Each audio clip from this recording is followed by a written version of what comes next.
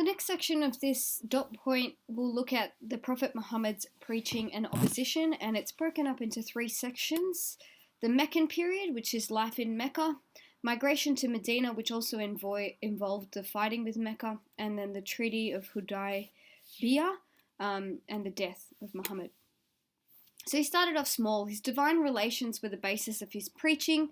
At first, this was to members of his family and the community at large. Some people thought he was mad, and some people boycotted against him. A few believed him and followed him and formed a community. There was a lot of resentment and hostility as he attracted followers. Most of his followers were poor. He and his followers were being persecuted by a group called the Umayyah, the dominant wing of the Quraysh. Tensions between those who accepted him and those that regarded him as disruptive in Meccan society continued. He was secure, though, because of his uncle Abu Talib. He faced hardship in 619 CE when his wife Khadijah died, and so did his uncle Abu Talib. Without his uncle to protect him, he found himself in persecution, and all of this intensified. He began to look for another base where he could preach his messages. He tried in an area known as Taif, which is in Mecca, but his followers then forced him to return. He was stoned, and he and his followers were stoned, and he had to return. Aisha, so he was betrothed to Aisha, who was a 7-year-old daughter of Abu Bakr, one of his followers. Aisha was to have a very special place in his life, and she cradled his head as he died. She played a prominent role in the war that broke out 24 years after his death, and was one of the major sources of knowledge for the sayings attributed to him. Umayyah. So 622 CE, the opposition to Muhammad from Umayyah had become more intense and better organized. There was a plot to kill him. He'd been negotiating with tribal leaders in Yathrib, which is Medina, and this was an oasis town around 300 kilometers north of Mecca, where his wife Khadijah was from. His reputation as a person of integrity and his standing as a prophet was well known there. He seemed to be a person that could settle disputes between Arab and Jewish tribes in the region and restore stability. So he migrated to Mecca. The story goes that he left Mecca at night secretly, and Ali slept in his bed so that it would not be noticed that he'd gone. He left with his father-in-law, Abu Bakr. After a period of journeying, they rested in a cave. The Umayyah Meccans sent out a party in pursuit, hoping to capture him. They passed a cave where he was resting, but approached it and saw a spiderweb covering the entrance. This was, proof that they couldn't have gone in because there was a spiderweb on the outside, and this is referred to in the Quran as the spider. The account is called the spider, and it's in Surah 29 of the Quran, called the spider. And it's meant to have some divine,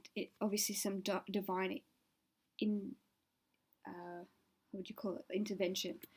Muhammad arrives in Medina, Yathrib, with about 70 of his followers. He arrived at Quba on the 4th of September. His first act was to build a place of prayer, a mosque. The year of the Hijrah migration was established as year 1 of the Muslim era. Sahifa, the treaty. Muhammad made the Sahifa, a treaty, with the Arab and Jewish tribes in Medina for a place for his followers. In the Sahifa, he was designated as the prophet of God, and the rights and integrity of the other Arab and Jewish communities were also recognized. Uniting them as the messenger of God, he became their leader, the first among equals to whom disputes could be referred.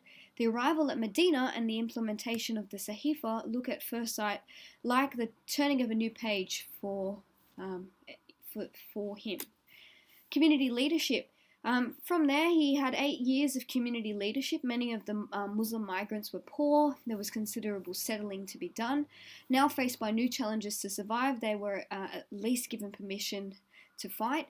In Surah 22, chapter 22, the Quran, a surah that seems to overlap the period immediately before the migration and the first year after it, they were told, Permission is given to those who fight, who do so because they have been wronged. God indeed has the power to give them victory, those who have been unjustly driven from their homes, only because they said, "Our Lord is God." The continuation of the verse explains that physical resistance has its justification. Had not God used some men to repel others, many cloisters and churches, places of prayer and worship, would be destroyed. Fighting the Meccan tribes was a matter of asserting a claim for what had been taken from them in their former home, and of compensation for the persecution they had at the time passively endured. It was also a way to survive. So there was a breakdown of relations between Muhammad and the Jews. This was a part of the reason for the motivations against caravans traveling between Mecca and the north. At the same time, Muhammad and the Jewish communities began to sort of break down. Their relationship wasn't working out. The rabbis regarded discrepancies between the Torah and the Quran as evidence that Muhammad was ignorant. His claim to be the new prophet sent after Moses was not believed. The resulting tensions offered new opportunities for Muhammad to exercise leadership. Under the guidance of the revelation that he was receiving, he took on a greater responsibility as a leader against the struggle against Mecca, and in ensuring spoils of war and economic support for both migrants and the helpers who had made common cause with him. So then he takes Mecca. He turns his attention to Mecca, which has a very special religious significance because of the shrine of Kaaba. Further revelations to Muhammad, which named Mecca as the Qibla for ritual prayer and the focus for Muslim Hajj, increased its religious significance. Muslims were viewed as defectors and traitors to Meccan tribal traditions. Muhammad attempted to intercept a large Meccan caravan carrying the possessions of Muslims left in Mecca during the migration. This threatened both the political authority and the economic power of the Quraysh. Several critical battles followed in 1624 CE at Badr near Medina. Muslim forces defeated the much larger Meccan army. This was the first exercise of jihad, or striving to expand the boundaries of Islam. A year later, Muslims nearly lost Uhud. In 1626, Medina was unsuccessfully laid siege by a Meccan-led tribal coalition army. Next is the Treaty of Hudaybiyah and the death of Muhammad. The Treaty of Hudaybiyah with the Meccans in 1628 CE was a turning point for Muslims. In the peaceful atmosphere, many willingly converted to Islam. When Mecca broke the treaty in 630 CE, the Muslim army conquered Mecca without any resistance. Muhammad entered Mecca and granted amnesty to the great majority of his former enemies. He destroyed the idols and images within the Kaaba and dedicated to one God, as intended by Abraham. In Muslim tradition, the Kaaba was rebuilt by Abraham and was the first shrine on earth for the worship of God after Adam's expulsion from paradise predating Jerusalem. The Meccans converted to Islam, accepted Muhammad's leadership, and were within the Ummah. His death. So this goes down in history as the farewell pilgrimage, at the sermon he gave on the plain of Arafat as his farewell sermon. In June 632 CE, he fell ill. He seemed to rally, then expectedly died on Monday, June 8, his head cradled in Aisha's lap.